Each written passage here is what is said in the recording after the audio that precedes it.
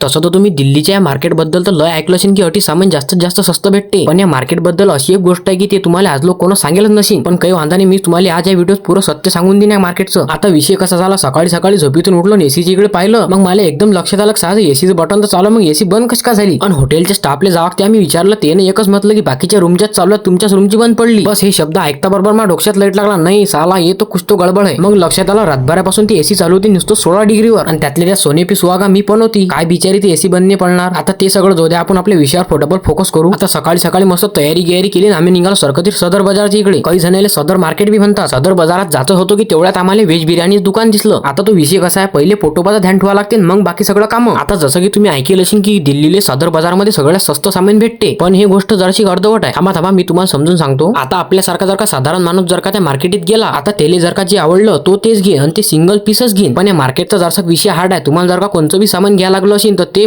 डझनानच घ्या लागते. जसं की तुम्ही आता उदाहरण पकडून मला पाहिजे आता एक वॉच. आता मला जर का ते वॉच घेणं आहे तर मला खट्टा ते 12 घ्या लागतात, त्याच्या कमी भेटतच नाही. हद झाली कमीत कमी फक्त 6, त्याच्या खाली तर नाहीच. आणि समजा तुम्ही लय मोठं सामान आणलं बी, पण ते सामान तुम्हाला दिल्लीच्या बाहेर नेताच तुम्हाला 1000 रुपये जवळपास फाईन लागून जाते. आणि या गोष्टीत आपला एक विषय राहिला. आज आपल्या 100 डेज चॅलेंजचा पुरा 57 दिवस. कसा आहे मग, जर का तुमच्या मोबाईलच्या स्क्रीनवर ते जेवणे अंगठ्या खाली जर का ते फॉलोच बटन दिसत असेल तर लवकरात लवकर दाबून द्या. तर काय फोन आले, करा भावा लवकर फॉलो. आता हे फोन घ्या, तुमच्या डोळ्यांना दिल्लीची प्रगती किती जास्त व्हायला येतं पहा, बरोबर पहा, एकदम झूम करून पहा. चला मग जाऊ द्या, आजच्यासाठी एवढंच. भेटू मग पुढच्या ब्लॉग मध्ये. फॉलो नसेल करेल तर तुम्ही फटाफट जो आपल्याला फॉलो करून घ्या.